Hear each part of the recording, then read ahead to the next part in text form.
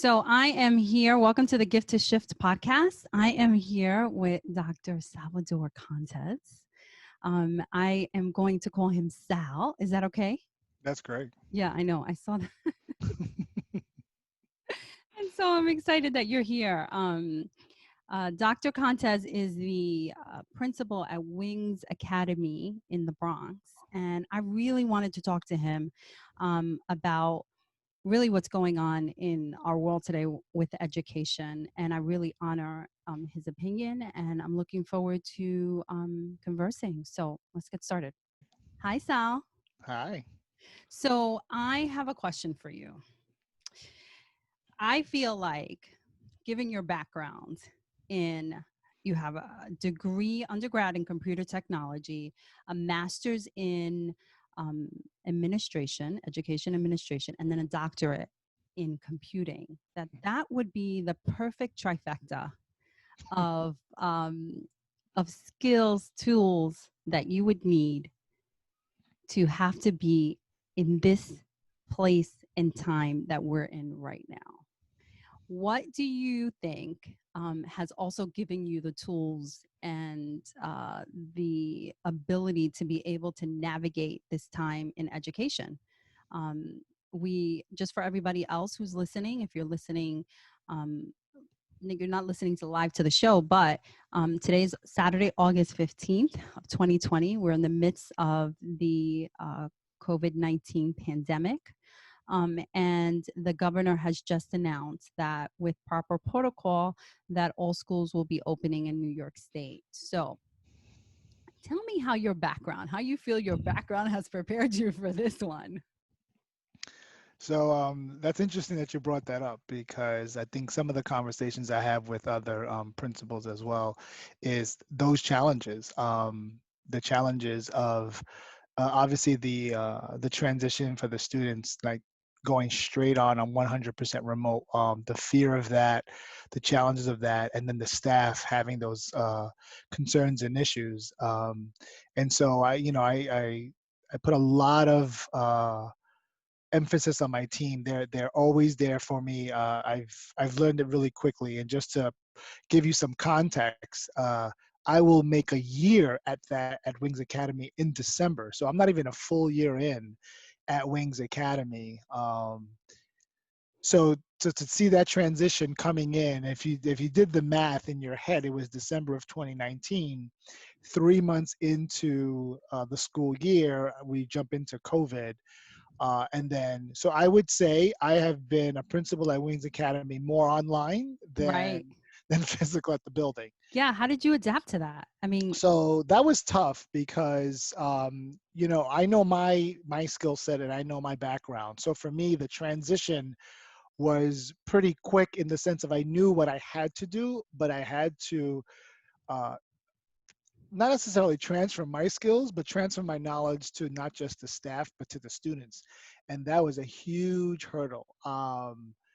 I'll tell you this much. We started in mid-March, and at the beginning of June, I would say every staff member felt comfortable. Do the math, right? Beginning of June, weeks later, school ended. So they were comfortable 100% weeks before school ended. I mean, it was that difficult. So so, now we are transitioning into the fall, where I think that the staff feel they're at a better place. right. I can't say that about the students Yeah. because the students did not, for the most part. I mean, they totally shared, and the way they share, they really totally disliked the whole remote process. But when you speak to them, they understand why. But Right. it's very difficult for a teenager to just transition the way they did and change their whole how they go to school. So you just, 3 months approximately, right? December to March. You step into this brand new school in the middle of the year, by the way. So it's not even in September, it's the middle or August of the previous, the beginning of the school year. You're in the midst of a school year that's already in progress. And then 3 months later, you have to transition. So how did you implement, like, how did you know that, okay, this is going, I'm going to have to redirect, I'm going to have to shift and pivot and create a different approach for not only yourself as the leader, but also as for your teachers?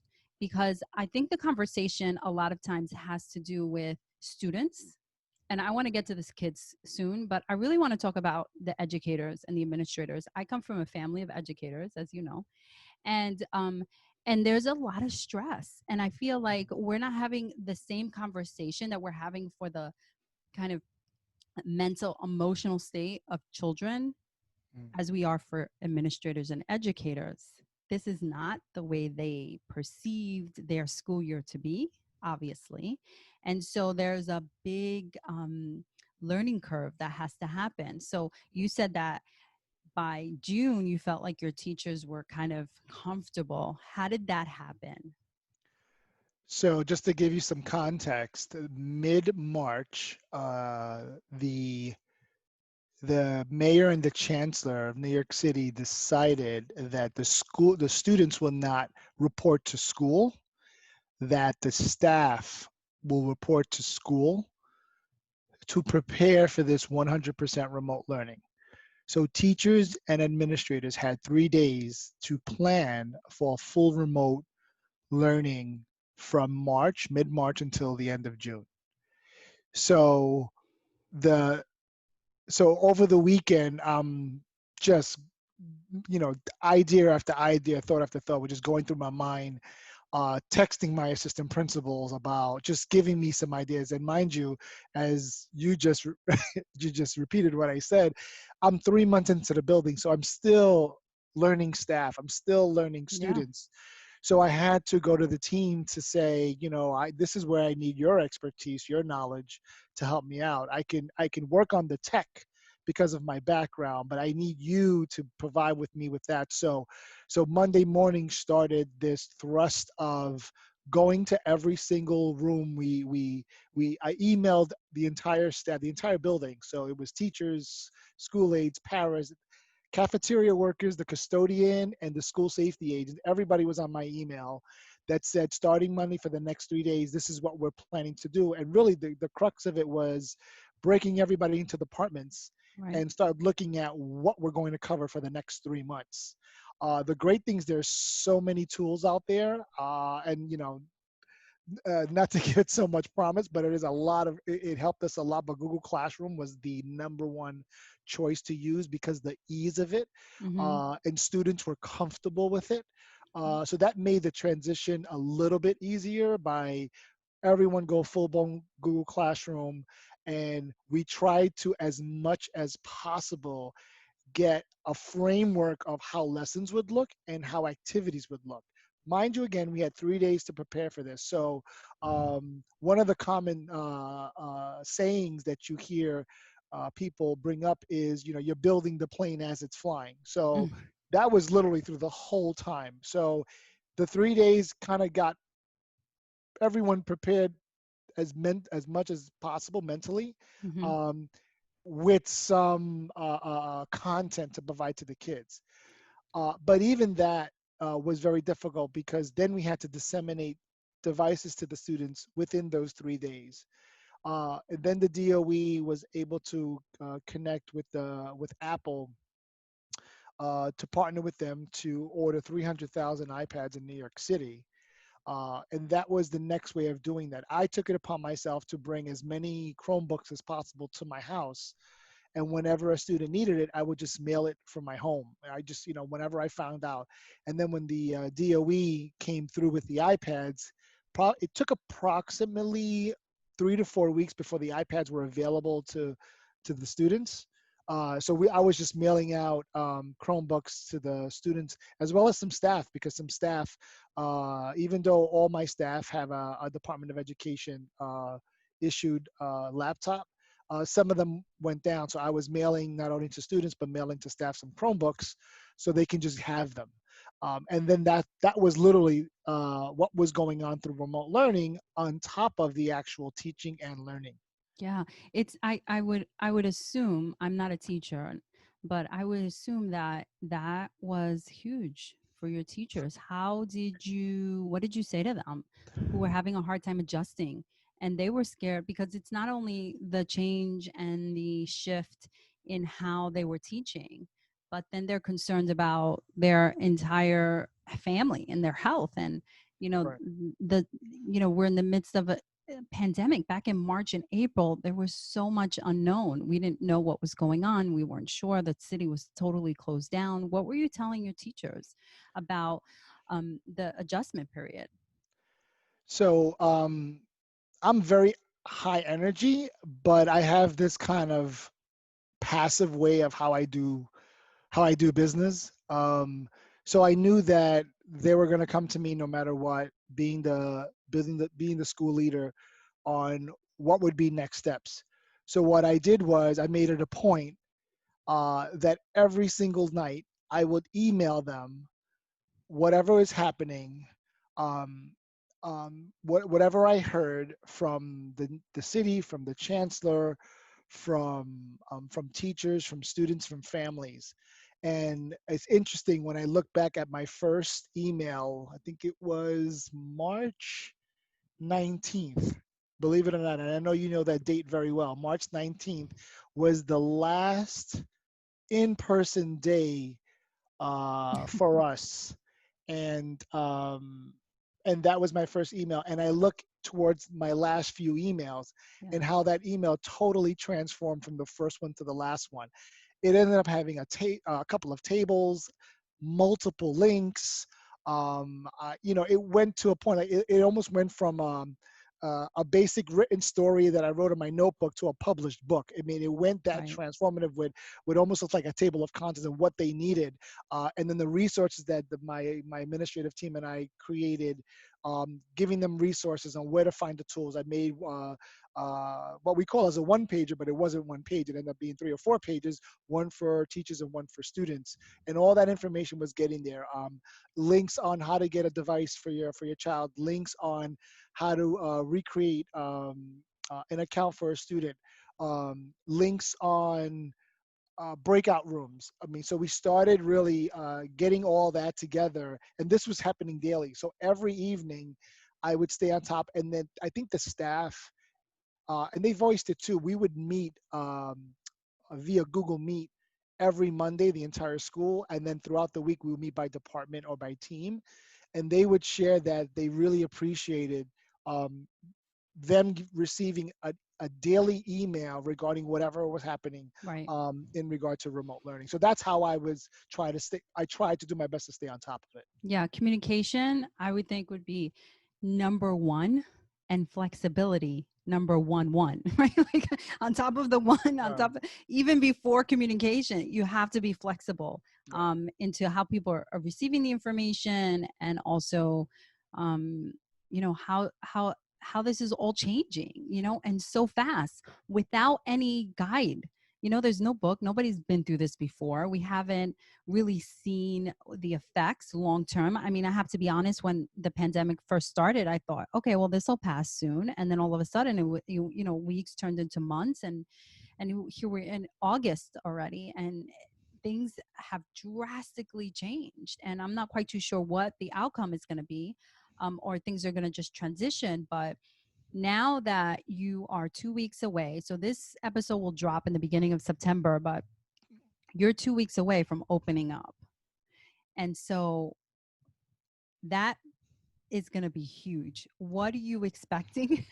You look so, for those of you who are listening, Sal is just so laid back. He's just, definitely someone you want on your team and to be a leader wherever you're at, because the energy that you're exuding is just very calming. And I believe that that's really key in when you are leading people into the unknown. These are uncharted territories. So what are you expecting come September, and where are you at in regards to that, in regards to education for administrators and kids? So the communication grew a little bit even during remote learning, and we started finding out that it wasn't good. It wasn't good enough that we were just emailing parents. So we were updating our website. I would say it started daily and then it got more weekly. But it was our website. It was via email through our system.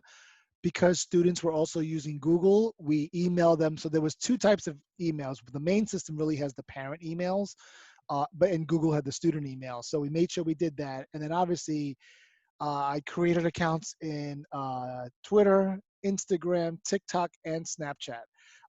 We recruited our students, our student government students, and gave them the whole, we're giving you the username and password. We trust you. I need you to get out the word, whatever we're repeating. So if people are not looking at their emails and not looking at our website, or Right. maybe not even watching the news, Right. but they happen to be following us on Instagram and Snapchat, they'll get the same information. They were excited. I mean, I have to be honest with you. Our student government was so excited to be part of that and share that. It was just to hear them say, like, you're giving me the school's account. Like, yeah, you're taking over, but you're not Wow. taking over on Takeover Tuesdays. You're taking over remote learning. So you're going to Right. be doing it on top of the work. So these were seniors in the student government that still had to do their work, but were willing to do it. And that was great on that. So we continued the communication on that part. And then going into summer, now mind you, we had summer school, and that was a huge challenge as well. So I had my kids, I had a large, in my cohort of schools in the Bronx, I had the largest number of kids in summer school. I had my assistant principal and I, because in summer school now you're down to very, very few people. There were only 4 people in my entire staff that were working with me over the summer for my summer school kids, and I had over a third of my population in summer school.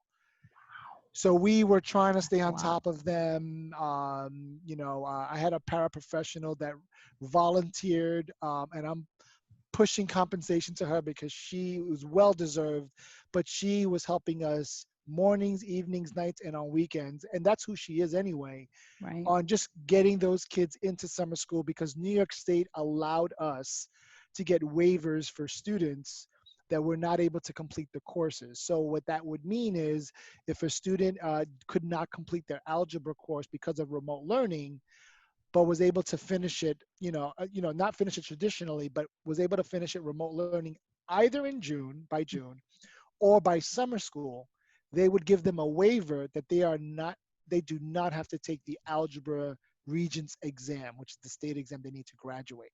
So New York State offered that to all schools in New York if students were able to complete the course either during the course of the year by June and or summer school, so they can get a waiver. So now those students who completed it, and we have a large number of kids who did, now do not have to worry or concern themselves about taking a regents exam in order to graduate, which was a plus. It was a great thing that came across by New York State on that.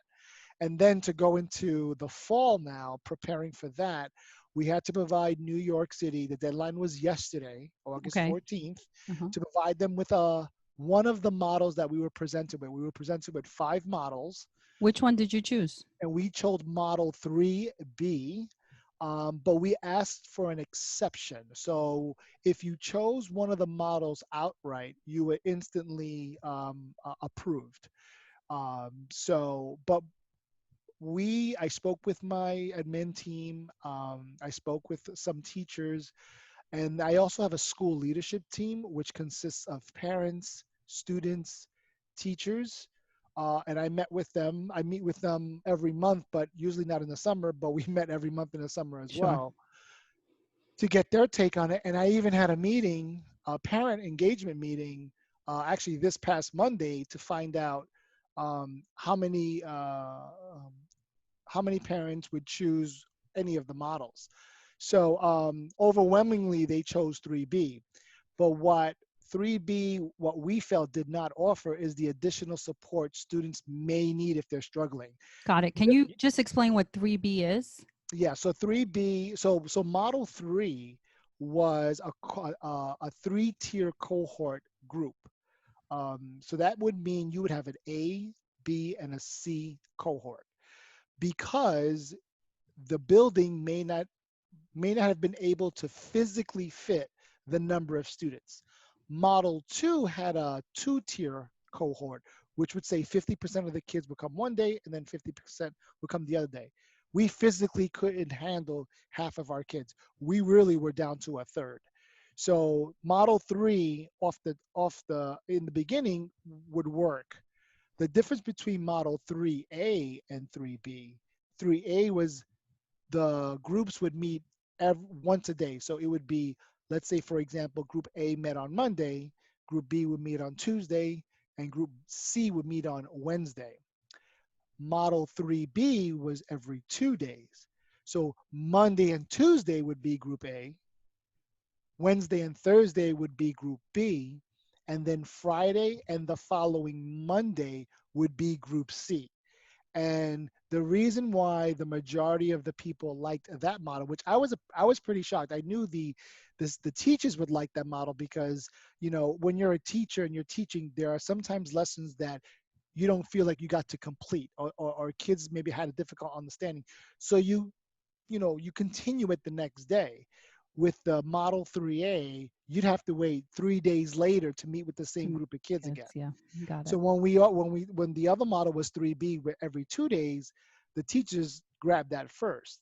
Parents, I thought, would be concerned because that means with every group meeting every 2 days, the child would be out of school, not in person, more infrequent. So instead of being every 3 days in Model 3A, it would be every 6 days. Yeah. And so in these models, you had some options, but it seems as though you guys really, and I'm thinking that most administrators, are really looking at what's the best option for the kids. Right. What's going to be the best for their future and their education, and how are they going to be able to assimilate and adapt to this model Mhm. with the least amount of resistance in the transition of this new way of education. And it seems like it's so burdensome for me on the outside. I'm sure for other people. I have children, but they're not in high school. I feel like this is a real crucial time, and there's lots of emotions and there's lots of energy going on with high schoolers, and they're just trying to figure out their way, and there's so many other changes that are happening. um, so it's profound, the decisions that you have to make for freshmen and sophomores and juniors and seniors. But what is one thing that you can say to high schoolers? Even when you choose something, you're just like, okay, we're gonna choose this. I've gathered all the information, but as we know, not everybody's happy all the time. You're never going to make everyone happy at the same time. So, what are you telling those who are in resistance to the change, regardless of what model is presented in their school? Because we have people who are coming from different avenues. How can you help support that transition with people who are resistant, particularly parents and kids? So um, when when I sent out surveys to find out what the parents were thinking, um, it did take me back. I think the number was 38, I'm sorry, 41% of the parents were thinking about going 100% remote. And I didn't think that number was going to be so high. I thought uh, the parents were going to be more, I want them to go to school because the kids have been saying it since day one.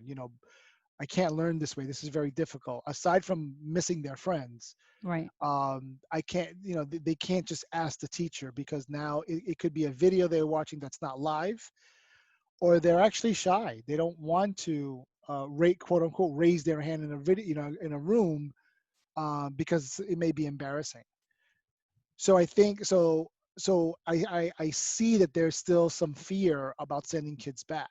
Mhm. Um, and I'm a father of a teenager as well, and those are concerns of mine too. But I think for me, being in both places, right, being the dad at home but being the principal at a school, to think that what I can do is continually to gather information.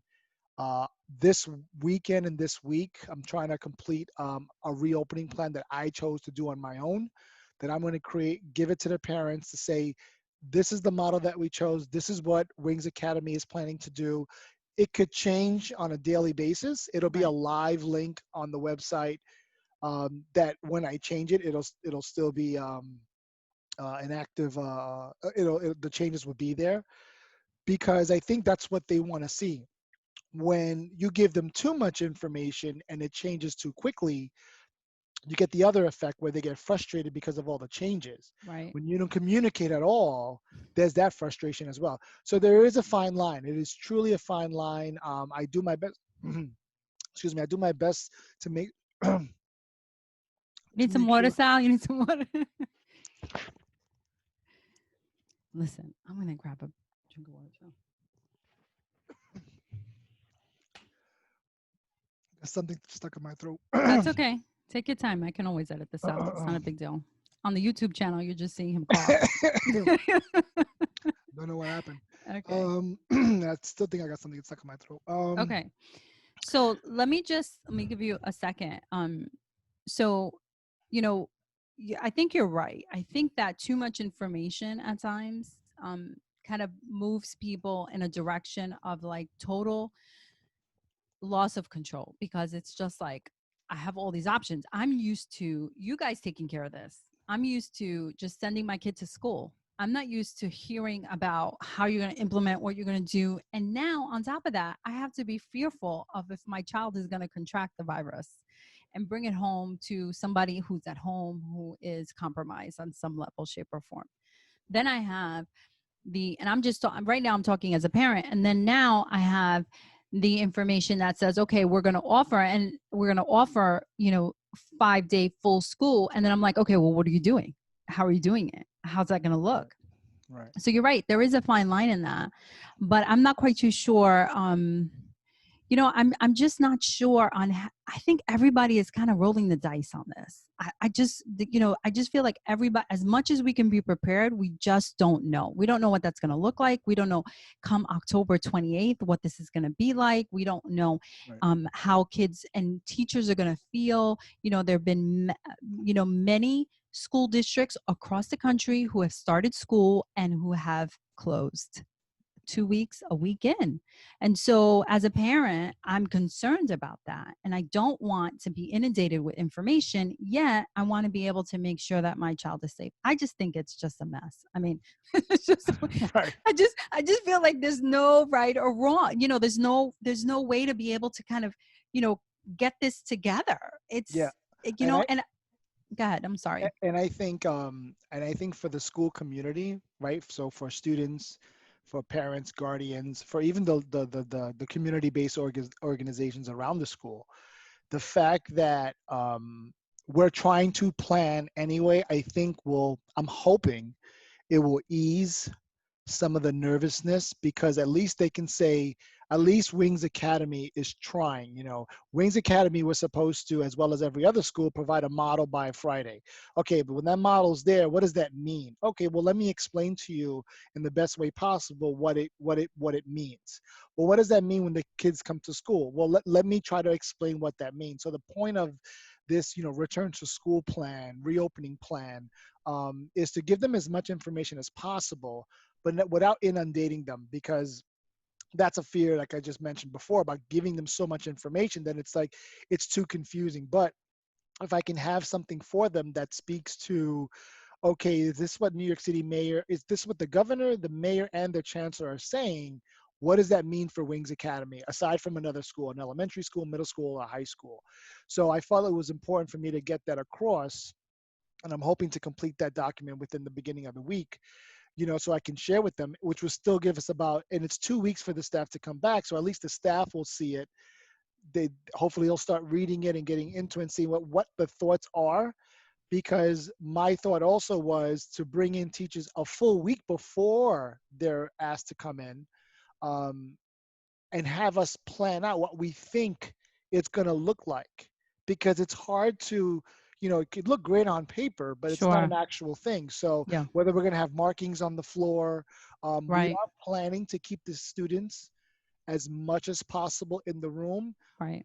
but are there concerns from parents or teachers about keeping students in a room for a long length of time. There's all these other I mean, yeah. um, I mean, instant it's in thoughts. September. It's still summer, by the way.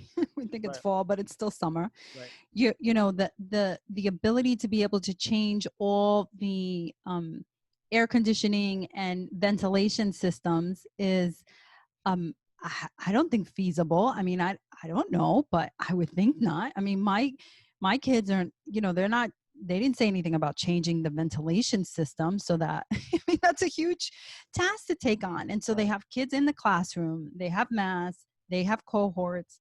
You know, my kids are 6, you know, so it's a little different.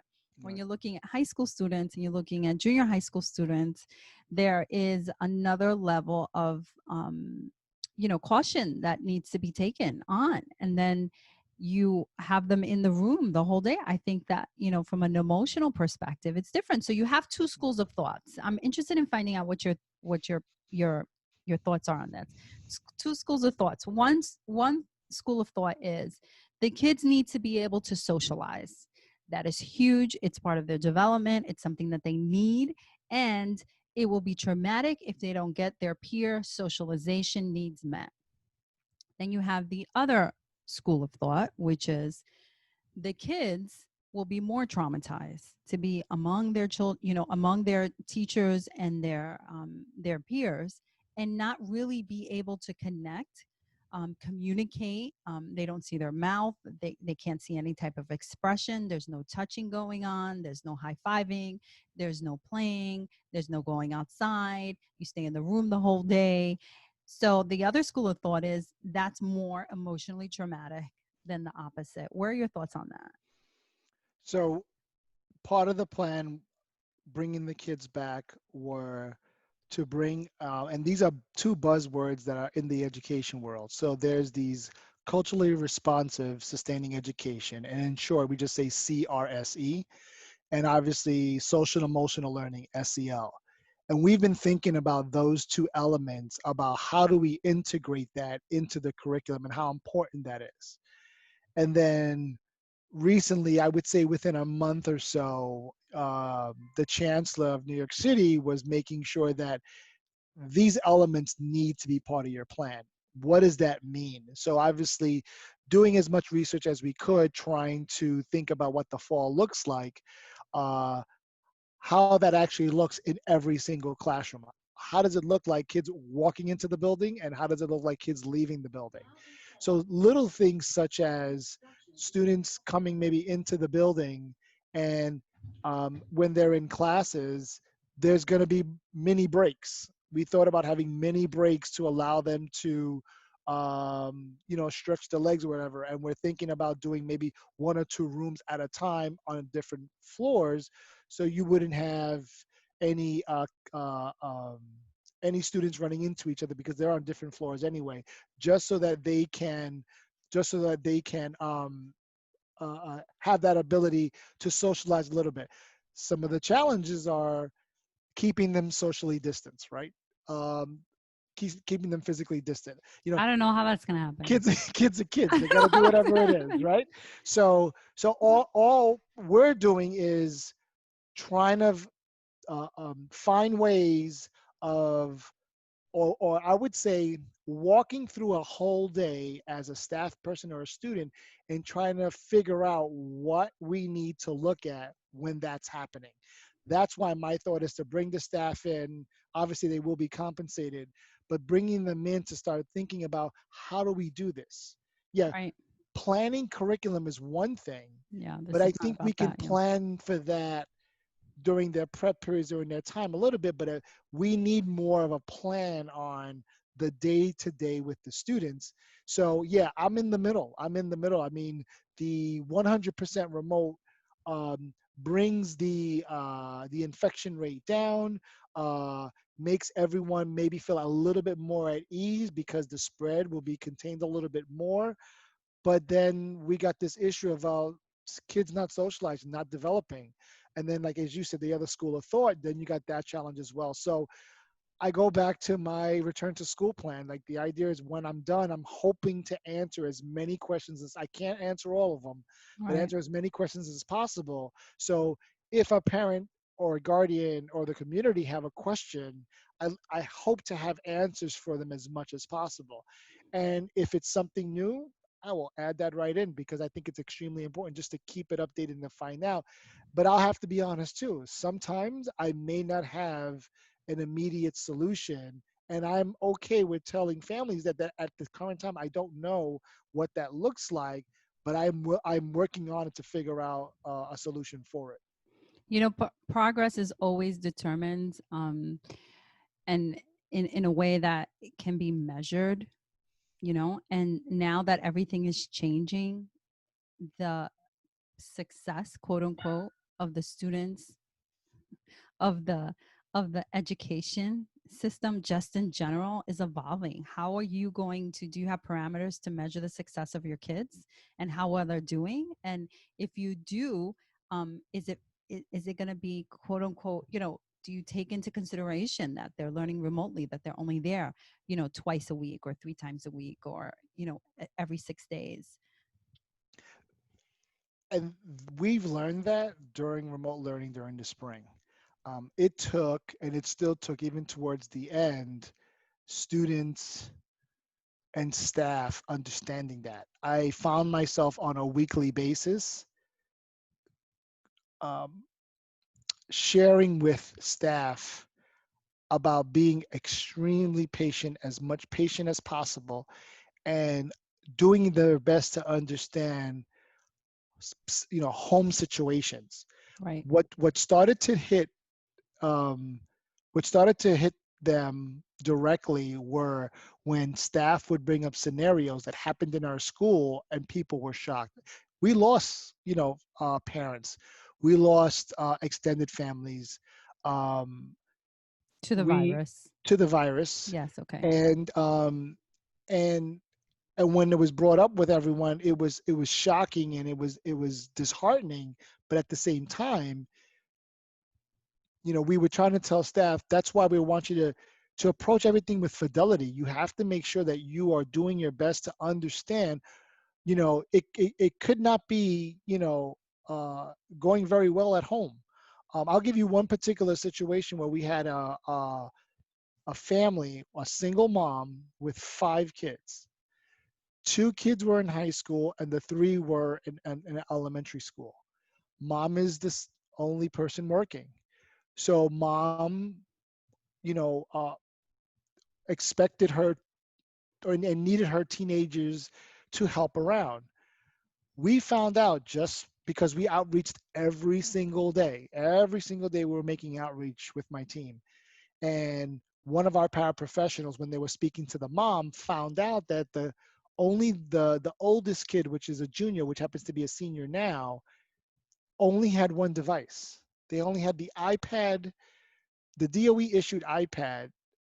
Mom did not know that she could have received an iPad for every single child in her family. To mom's defense, mom was working all the time. Sure. Mom didn't have time to listen to the news, to go on a website.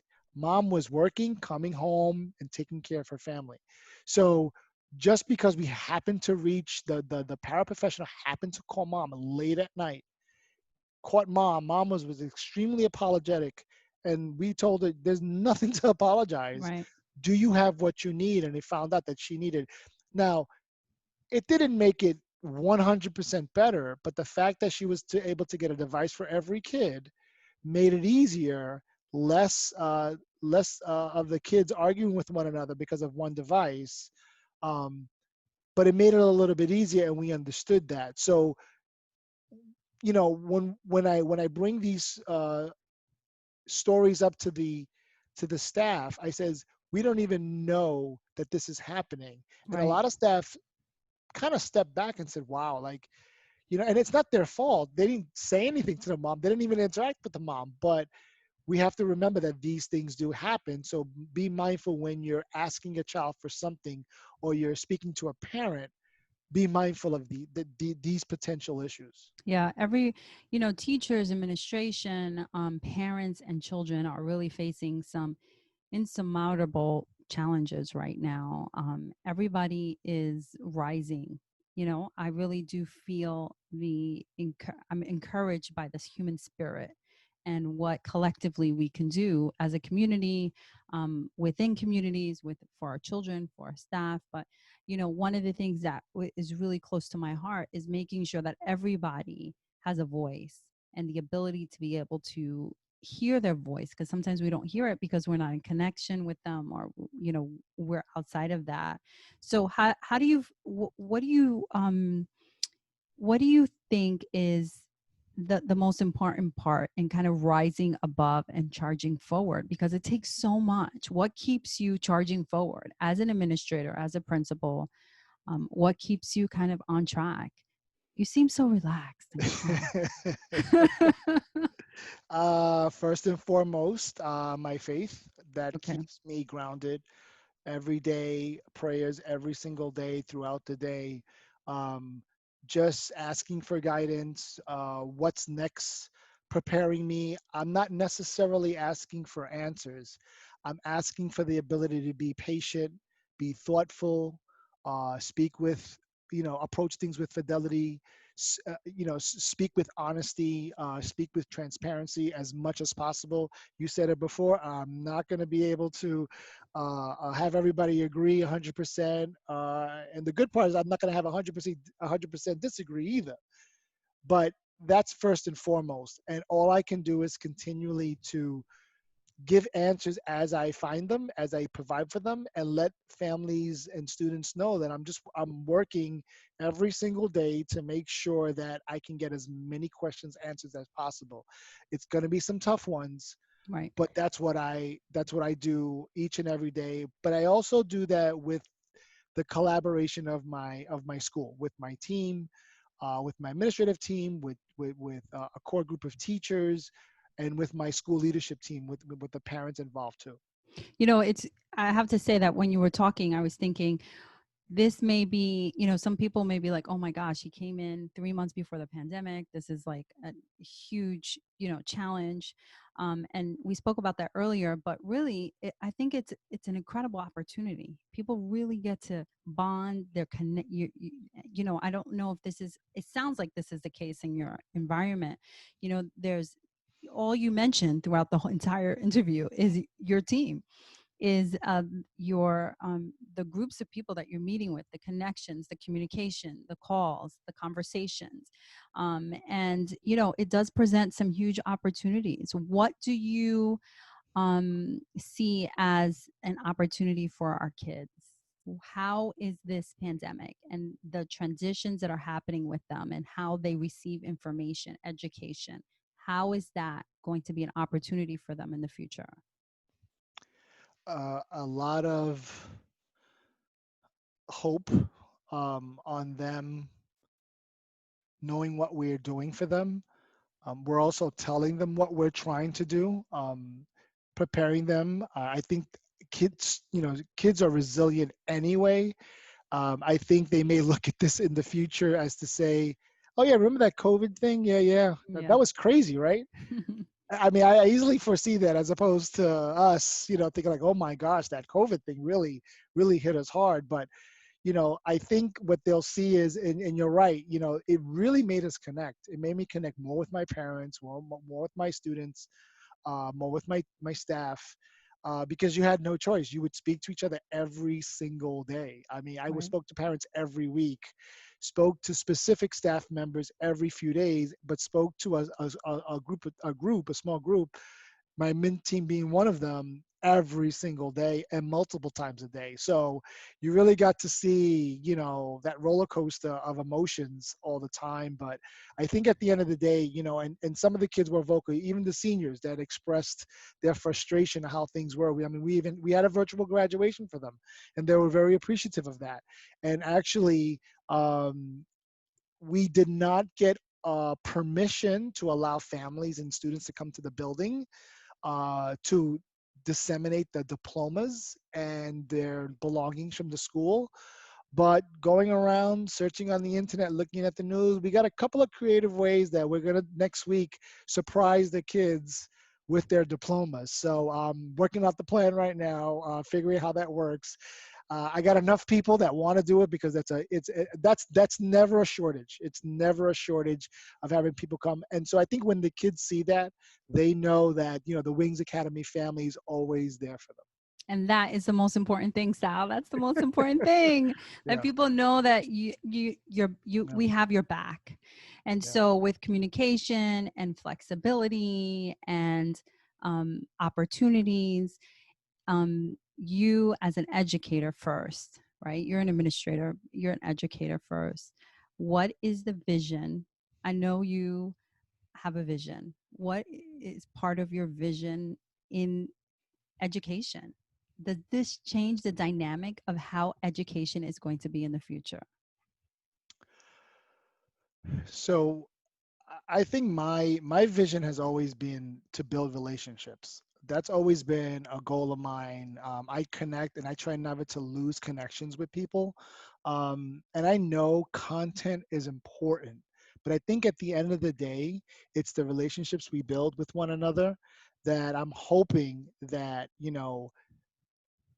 students as well as their families and staff see that, at the end of the day, when we have to, when we have that opportunity, we have the grit anyway to actually take care of things, but we need the support of one another, right? I can't do it alone. They can't do it alone. So no matter what they tackle, whether the kids are tackling completing high school, maybe starting a career in college, maybe going to the military, maybe going straight to work, whatever that goal is, that they know that you set those goals and you go after them. But if you ever get stuck, then you have your resources available to you, and you look for those human resources, because that's what relationship building is about, to have that piece. That's what I expect. And I think, believe it or not, this remote learning has provided us with that opportunity to really understand one another. And at the end of the day, this is what it's for. It's for each other, for one another, and the love that we have for one another. That's going to make us, beat this thing. So that's what I'm confident about, and that's what I continue to look forward to. Well, Wings Academy is definitely privileged in so many ways to have you, Sal. Thank you so much for talking today, and I appreciate your time. Thank Not a you. not a problem. Thank you.